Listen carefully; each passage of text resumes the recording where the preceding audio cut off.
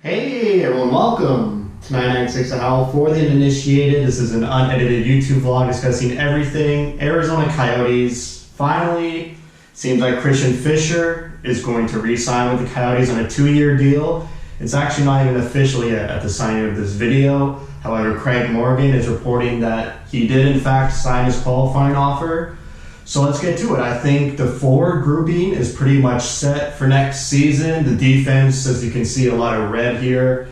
I'll get into that. I think the forward group looks good, and we can dissect that. And then, like I said, the defense, I still expect a trade or two on the defensive side. Look how many names you have here that are NHL ready. So let's jump into it. I'll just say right now, the red names are players who are going to be UFAs at the end of this season, so they only have one more year as an Arizona Coyote. The only ones here that I think will probably stay after next year are Osterley and Lyubushkin. I feel like those are cheap depth defensemen that the Coyotes could keep around. No reason not to, unless a couple of these guys fight for their spots. So let's get into it. Line 1, Schmaltz, Dvorak, and Keller. I hope Keller and Schmaltz could reignite that chemistry they had about 2 seasons ago, but it feels like Schmaltz is always injured, and we didn't even get to see Nick Schmaltz in the play-in round or in the official playoffs, so that was unfortunate, and another reason why the Coyotes had difficulty scoring against the Avalanche, among other bigger problems. Second line is going to be Garland, Hayden, and Kessel. I want Hayden to be in the top 6, full stop. I don't want him to be sheltered. I don't want them to take the slow approach like they did with Dylan Strome. I feel like the right approach for Hayden would be the Dvorak treatment, where they just threw Christian Dvorak into the top 6 right away, and Dvorak was a 2nd round pick. So being 5th overall drafted, Hayden is now training in Finland with another Coyotes prospect until the NHL season starts. So I want Hayden to be in the top 6. We need him to get confidence. We need him to score. We need him to produce. Pair him up with Garland, who's an Energizer bunny, who works hard every shift.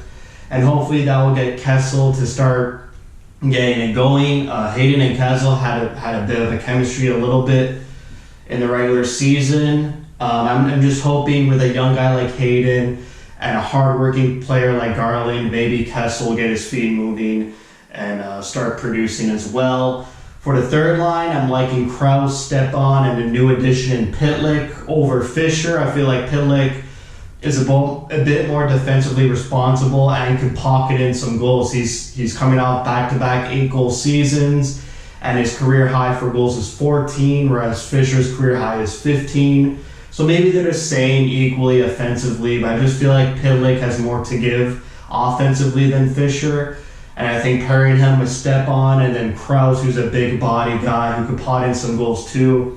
I like this third line. They can score if they want to, but they could also be defensively defensive, which I feel like the direction the Coyotes are going in, their bottom 6 is going to be more defensive than looking for offensive output. And then the fourth line, Larson for sure will be the fourth line centerman. You have Fischer on the right wing. And then pretty sure Hayden is going to be on that left wing, but I put Hunt there because they also acquired him.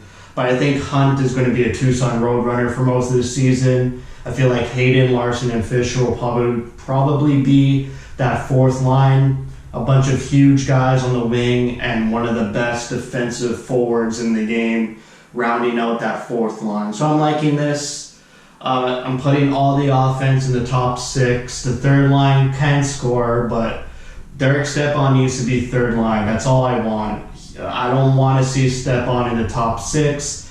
He's getting slower. He's older. I know he's either 29 or 30. He's still young compared to real humans like me. But I just feel like you got to give the ice time to these young guys, these young speedy guys who can score. Garland has to be in the top 6. Enough of this third line or fourth line. He's deserved it. I'll stick with the offense. Going into the power play, I have Schmaltz, Dvorak, Keller, so pretty much line 1. And then Kessel is going to be on the point with OEL. Pretty sure that's their normal power play 1 unit. Not much change there. And then power play 2, I'm putting Hayden there because Hayden was amazing on the power play for Team Canada in the World Junior Tournament last season. Stepan because he's a good face-off guy.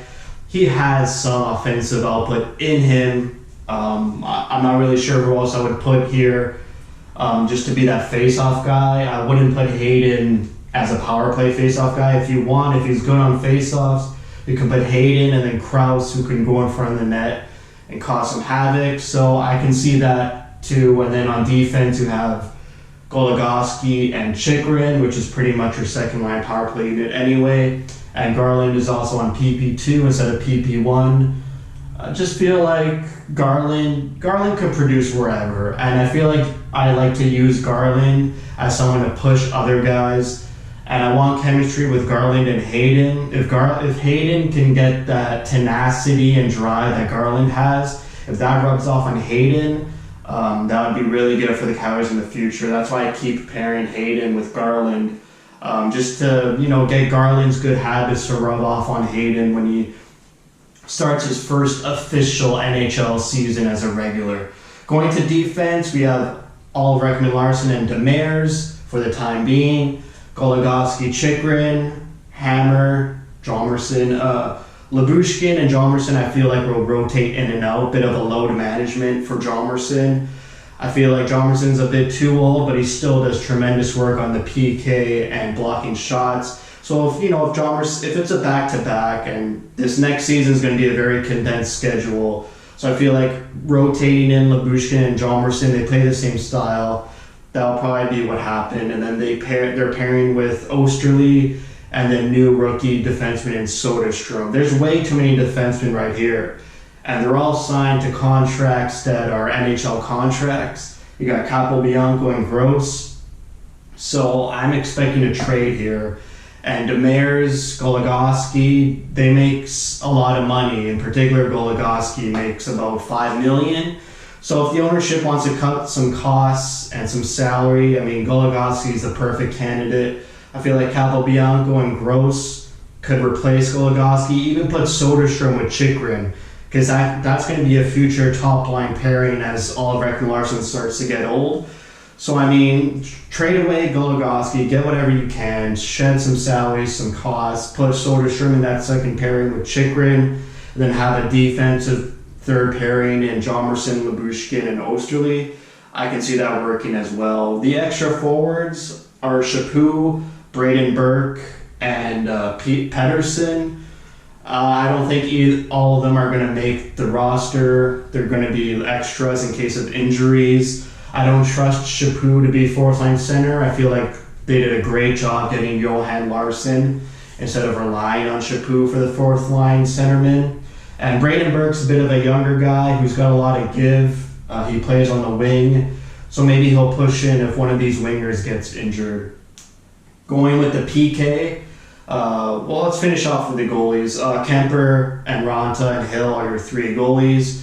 Ranta's in red because this is his last season as a Coyote, and I'm surprised they haven't traded him yet. There's still a couple teams looking for goalies. Carolina's looking for a goalie.